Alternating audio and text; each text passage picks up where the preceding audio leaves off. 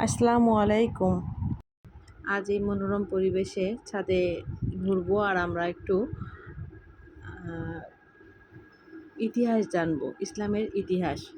আমরা আসলে কম বেশি সবাই আবু লাহাবের নামটি জানি। তিনি ছিলেন মহানবী সাল্লাল্লাহু আলাইহি সাল্লামের চাচা। আর মহানবী সাল্লাল্লাহু আলাইহি সাল্লামের মোট 11 জন চাচা ছিলেন। তার মধ্যে আবু লাহাব একজন নিকৃষ্ট এবং জঘন্যতম একজন ব্যক্তি। আর আবু তালেব ছিলেন মহানবী সাল্লাল্লাহু আলাইহি সাল্লামের আর একজন চাচা, যিনি সর্ব অবস্থায় সবসময় মহানবী সাল্লাল্লাহু আলাইহি সাল্লামকে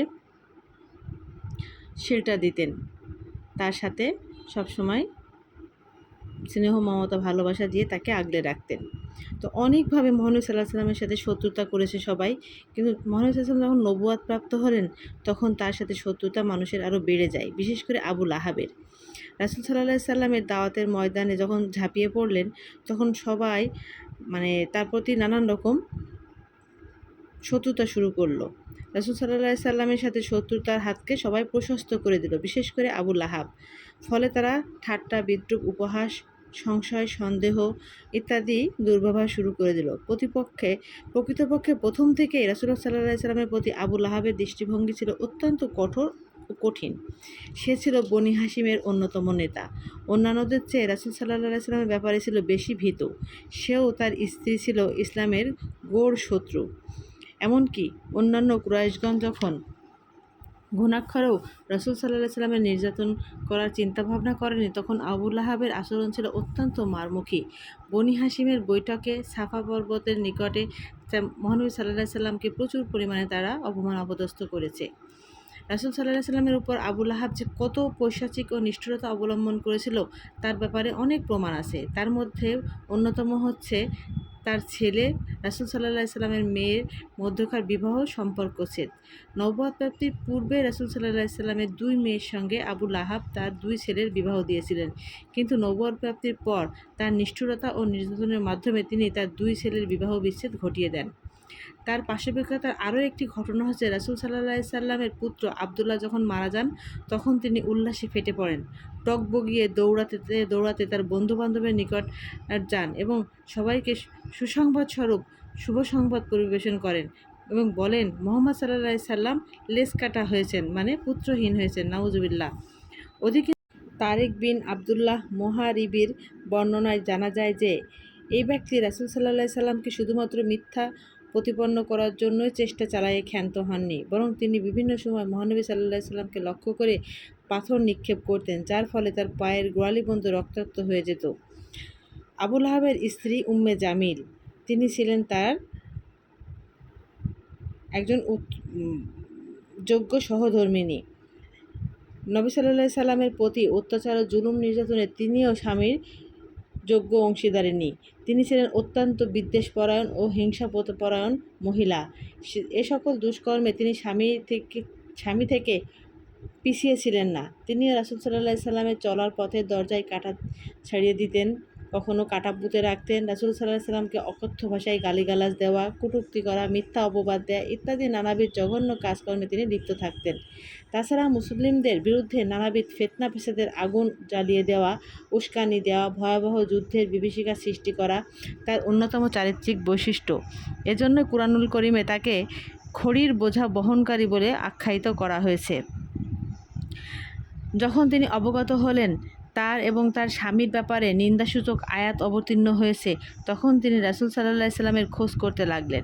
রাসূলুল্লাহ সাল্লাল্লাহু আলাইহি সাল্লাম তখন মসজিদুল হারামের কাবার গৃহের পাশে বসে অবস্থান করছিলেন, সাথে আবু বকর সিদ্দিকও ছিলেন। তখন আবু লাহাবের পত্নী এক মুষ্টি পাথর নিয়ে বাইতুল হারামের কাছে যান। রাসূল সাল্লাল্লাহু আলাইহি সাল্লামের সম্মুখভাগে এসে দণ্ডায়মান হলেন এবং আল্লাহ তাআলা মহিলার দৃষ্টিশক্তি বন্ধ করে দেন। তখন তিনি রাসূল সাল্লাল্লাহু আলাইহি সাল্লামকে দেখতে পান না, অথচ আবু বকর রাদিয়াল্লাহু তাআলা আনহুকে তিনি দেখতে পাচ্ছিলেন। তার সামনে গিয়ে তিনি প্রশ্ন করলেন, আবু বকর, তোমার সাথী কোথায়? আমি জানতে পারলাম যে সে নাকি আমাদের কুৎসা রটনা করে বেড়াচ্ছে।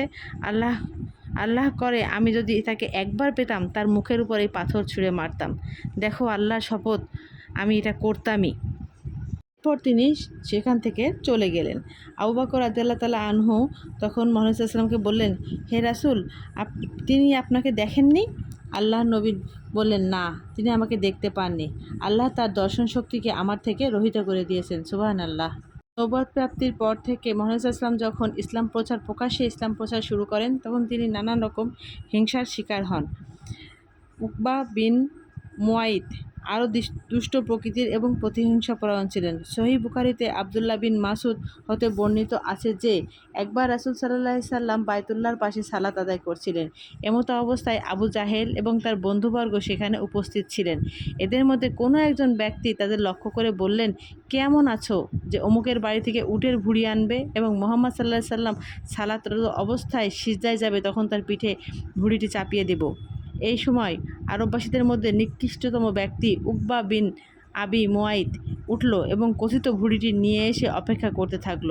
যখন রাসূল সাল্লাল্লাহু আলাইহি সাল্লাম সিজদায় গেলেন, তখন সেই দুরাচার নরাধম ভুঁড়িটি নিয়ে গিয়ে তার পিঠের উপর চাপিয়ে দিল। আমি সব কিছুই দেখেছিলাম, কিন্তু কোনো কিছুই করার ক্ষমতা আমার ছিল না। হায়, যদি আমার মধ্যে বাঁচানোর কোনো ক্ষমতা থাকতো। এই কথাটি বলেছেন আবদুল্লাহ বিন মাসউদ।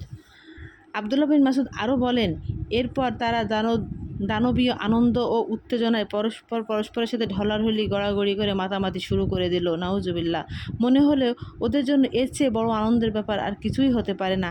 হায় আফসোস, যদি তারা একটু বুঝতো যে কী সর্বনাশের পথ তারা বেছে নিয়েছে।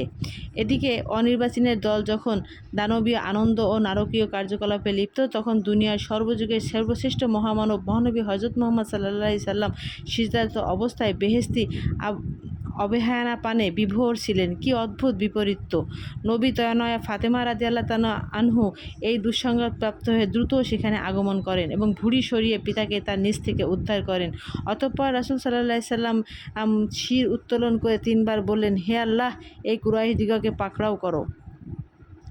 যখন তিনি আল্লাহর নিকট এই আরজ পেশ করলেন, তখন তাদের মধ্যে কিছুটা অসুবিধা বোধের সৃষ্টি হলো। তারা বিচলিত হয়ে পড়ল, কারণ তাদের এই বিশ্বাস ছিল যে এই শহরের মধ্যে প্রার্থনা কবুল হয়।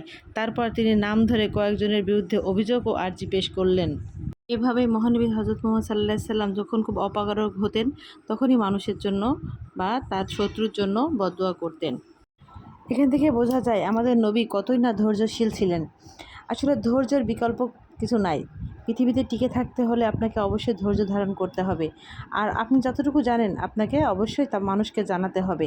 আপনি জেনে যদি আপনার ভিতরে রেখে দেন, এটাও আপনার জন্য একটা অনেক বড় গুনাহের কাজ। সেজন্য নিজে জানুন এবং অন্যকে জানান। আমি আজকে যে ঘটনাগুলো পড়লাম, এটা হচ্ছে আর রাহিতুল মাকতুম বই থেকে। এই বইটাতে এত সুন্দর করে সব কিছু বর্ণনা করা আছে, একদম আরব ভূমির সৃষ্টি থেকে সব কিছু মুহাম্মদ ইসলামের শেষ পর্যন্ত, ওফাত পর্যন্ত। তো বইটা আপনারা পড়তে পারেন। একটু কঠিন প্রকৃতির আছে, তাও পড়লে অনেক কিছু জানতে পারবেন। আমি নিয়মিত বইটা পড়ি। তো সবাই ভালো থাকবেন, সুস্থ থাকবেন।